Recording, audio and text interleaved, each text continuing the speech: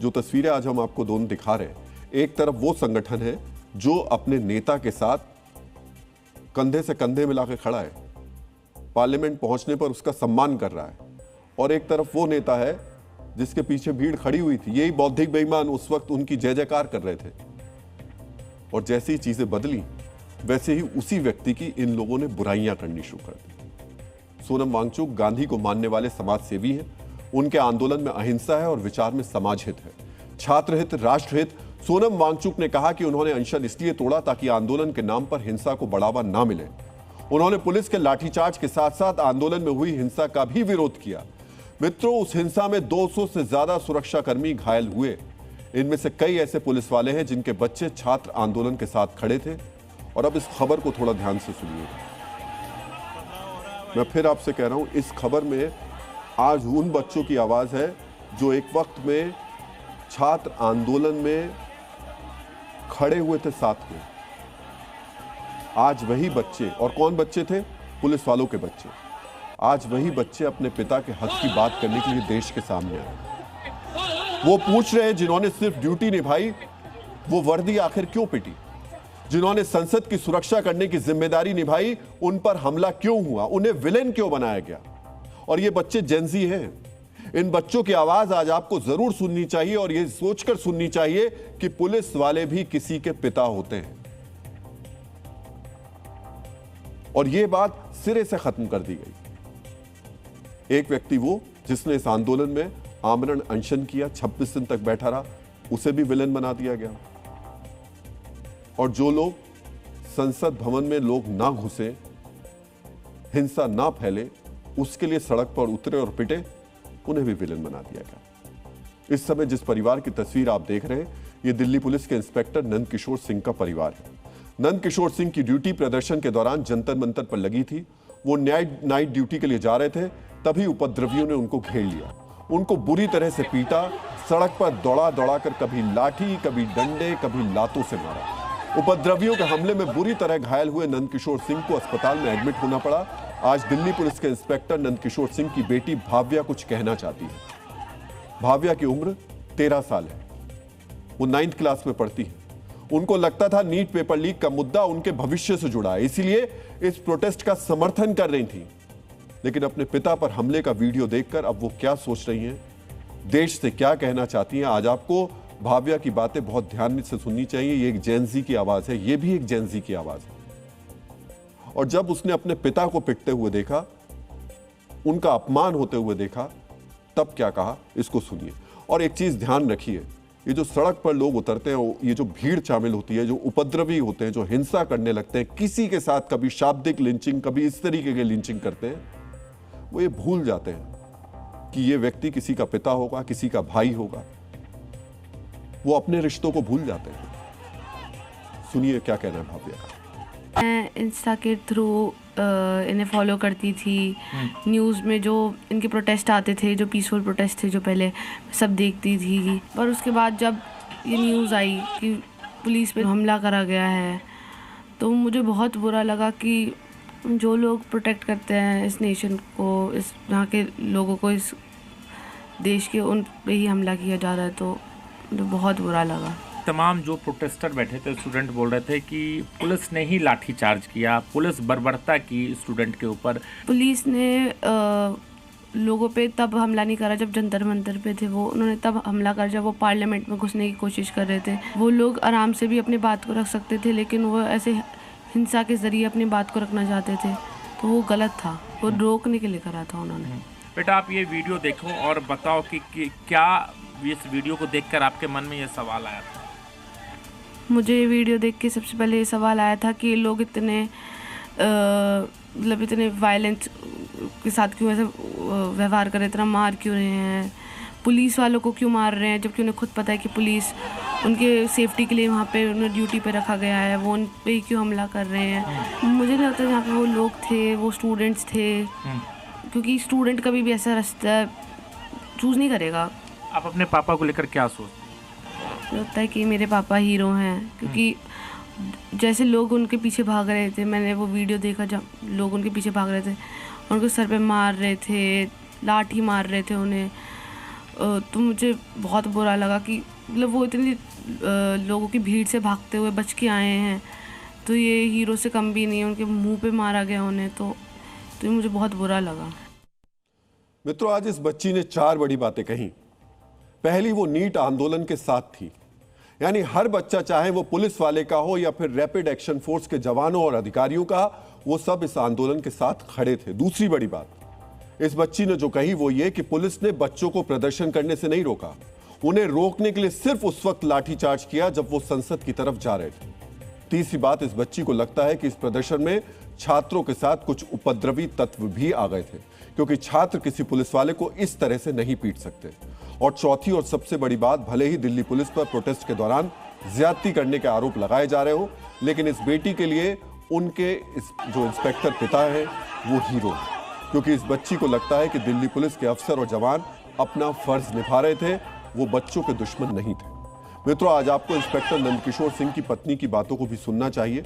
उन्होंने प्रोटेस्ट के दौरान अपने पति को घेर कर मारने वाले उपद्रवियों के बारे में कुछ ऐसी बातें बताई जो आंदोलन में अराजक तत्वों की मौजूदगी की तरफ इशारा कर रही हैं, क्योंकि नीट की तैयारी करने वाले बच्चे, कॉलेज में पढ़ने वाले बच्चे वो काम नहीं कर सकते जो उनके पति के साथ जंतर मंतर पर मौजूद कुछ उपद्रवियों ने किया। और ये खबर हम आपको, इनकी आवाज आपको इसलिए सुना रहे हैं क्योंकि जिन पुलिस वालों को बेरहमी से पीटा गया उनका भी परिवार है, उनके भी बच्चे हैं, उन बच्चों का भी भविष्य है।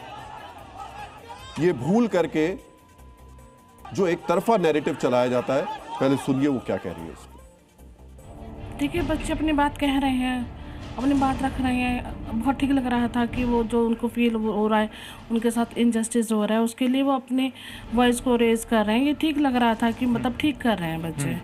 जब तक जंतर मंतर पर था और जब तक वो धरना मतलब कर रहे थे पीसफुली, तो पुलिस ने भी ऐसा कुछ उनके लिए नहीं करा था कि उनको रोकना चाह रही है। पर जब उन्होंने पार्लियामेंट में घुसने की कोशिश की तो पुलिस का तो बस यही इरादा था कि इनको पार्लियामेंट में जाने से रोका जाए। उनका यही इरादा नहीं था, ना ही उन्होंने कुछ इस तरह से करा कि वो उनको हार्म पहुंचाना चाहते हैं या हमला करना चाहते हैं। आपके पति को चोट आई, सर पे चोट लगी, इसके बाद क्या धारणा क्या बदली आप? देखिए, धारणा यही थी कि जो वहाँ पे हो रहा था प्रोटेस्ट, उसमें वो सिर्फ स्टूडेंट्स ही नहीं थे, एंटी सोशल एलिमेंट्स भी उसमें थे जो इस तरह का सारा कि उन्होंने वायलेंस करा है। मैं न्यूज़ सुनने में आई कि वो इस तरह से इंजर्ड हैं, तो मैं बहुत शॉक थी कि ऐसे कैसे हो गया और क्या उनको हो गया है।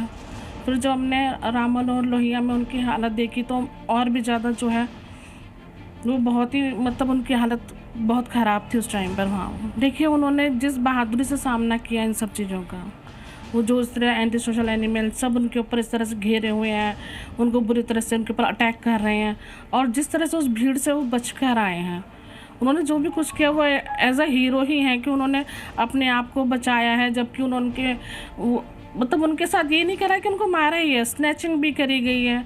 उनकी गले में गोल्ड चेन थी गोल्ड की, उसको भी स्नैच कर लिया, उनका जो वॉलेट था उसे भी स्नैच कर लिया। मित्रों, नंदकिशोर सिंह को पीटते वक्त उपद्रवियों ने उनके गले में पड़ी सोने की चेन और पर्स तक निकाल लिया। क्या छात्र ऐसा कर सकते हैं? बिल्कुल नहीं कर सकते। दिल्ली पुलिस के इंस्पेक्टर की पत्नी निर्मल जी ऐसा नहीं मानती।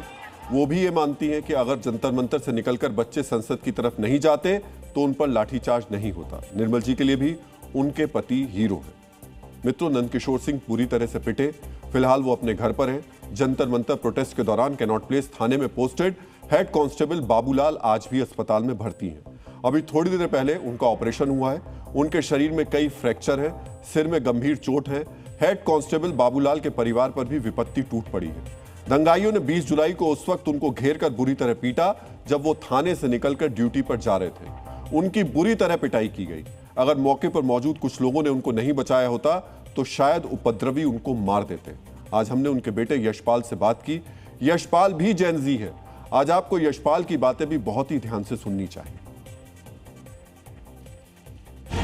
ये सब दंगाइयों का करा धरा है, कुछ अच्छे भी थे, कुछ बुरे भी थे। कुछ अच्छे थे, उन्होंने ही बचाया है पिताजी को। बाकी ये है कि उग्रवादियों जो एक साथ भीड़ में कोई किसी का नहीं होता है। जो भीड़ ने घेरा है वो बहुत ऐसा एक जगह नहीं है जहाँ चोट नहीं पहुँची हो। हर जगह से पूरा शरीर नीला पड़ा हुआ है, हाथ फ्रैक्चर हो गया है 3 जगह से, और सर में 4 mm घाव है, वहाँ पे 5 टाँके आए हैं। बाकी यही है कि देखते हैं अब डॉक्टर क्या बोल रहे हैं। लेकिन आपके फादर जैसे तमाम जो पुलिस स्टाफ, पैरामिलिट्री फोर्सेस के जवान वहाँ मुस्तैदी से डटे रहे, तो कहीं ना कहीं गर्व महसूस होता है। बिल्कुल सर, गर्व महसूस होता है कि मैं एक पुलिस वाले का लड़का हूँ, और इसी बात पे ही मेरे को गर्व है कि उन्होंने जंतर मंतर पे जो प्रोटेस्टकारी, जो दंगाईवादी थे, उनको संसद में नहीं घुसने दिया है। मुझे इस बात पे बहुत गर्व है। और बाकी सर मैं दुखी हूँ सर, बहुत अंदर से जी टूट रहा है सर, पापा को जब देखता हूँ दर्द में ऐसे। बाकी सर बहुत दुखी हूँ। नहीं सर, मैं बिल्कुल विरोध करता हूँ इस प्रोटेस्ट का। अगर आपको कुछ प्रोटेस्ट करना है तो पीसफुली करिए, ऐसे किसी को चोट पहुँचा के ऐसे कुछ नहीं मिलना है। मित्रों, Delhi police head constable Babulal के बेटे उन लोगों को शुक्रिया अदा कर रहे हैं जो उनके पिटते हुए पिता के ऊपर लेट गए, उनको मरने से बचा लिया।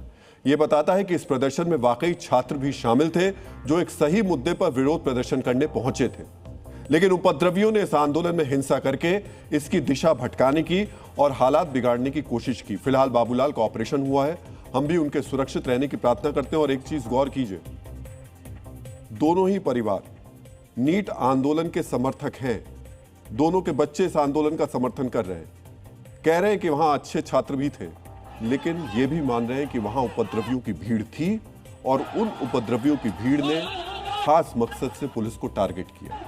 मित्रों, दिल्ली पुलिस के कई चोटिल अधिकारी और जवान अब ड्यूटी पर भी लौट चुके हैं। सब इंस्पेक्टर अशोक कुमार मीणा की बेटी भी पिता को हीरो मानती है, क्योंकि उन्होंने अपना फर्ज प्रोटेस्ट के दौरान भी निभाया और आज भी निभा रहे हैं। आज आपको इस बेटी की बात भी सुननी चाहिए। मेरे पापा मेरे लिए हीरो हैं और हमेशा रहेंगे। जब वह सुबह मतलब अपनी ड्यूटी निभाने वर्दी पहनकर जाते हैं, अपना फर्ज निभाने जाते हैं, तब उनका कई बार हमारा परिवार वेट करता है उनका 3-3 2-2 दिनों के लिए, चाहे त्योहार हो या फिर कुछ भी हो, वह अपनी ड्यूटी निभाते हैं वहां पर। और जब जंतर मंतर पे वह अपनी ड्यूटी निभा रहे थे, तब वह पार्लियामेंट में जब प्रदर्शनकारी घुसने लगे तब वे उन्हें रोक रहे थे। तब पत्थरबाजी की वजह से उनके सर में चोट आई, और इसी कारण कई लोग वीडियो में, ऐसी वीडियोस में जो वायरल हो रही है, उनमें उन्हें खलनायक बताने की कोशिश की जा रही है। लेकिन मेरे पिता खलनायक नहीं है और मेरे लिए हमेशा हीरो हैं और रहेंगे। पुलिस ने छात्रों पर लाठियां चलाई, ये गलत किया, लेकिन पुलिस ने आंदोलन की आड़ में अराजकता फैलाने वालों को रोका, ये गलत नहीं था। पुलिस ने आंदोलनकारियों को संसद जाने से रोका, ये उनकी ड्यूटी थी, जिम्मेदारी थी, वो अपना फर्ज निभा रहे थे। लेकिन पुलिस वालों पर हमला हुआ, ये गलत था, ये नहीं होना चाहिए था। हमने कभी भी पुलिस के लाठीचार्ज का बचाव नहीं किया है, लेकिन हम पुलिस पर हमले का समर्थन भी नहीं करेंगे। जो गलत है वो गलत है। आज सुप्रीम कोर्ट ने भी आंदोलन के दौरान हिंसा को लेकर सुनवाई की। अदालत ने साफ कहा कि शांतिपूर्ण प्रदर्शन संविधान से मिला अधिकार है, सिर्फ विरोध प्रदर्शन हो रहा है, इसे आधार बनाकर पुलिस का बल प्रयोग सही नहीं माना जा सकता। लेकिन अदालत ने इसी के साथ ये भी कहा कि अगर प्रदर्शन के दौरान पुलिसकर्मियों पर हमला होता है, हिंसा होती है, तो उसे भी उतनी ही गंभीरता से देखा जाना चाहिए।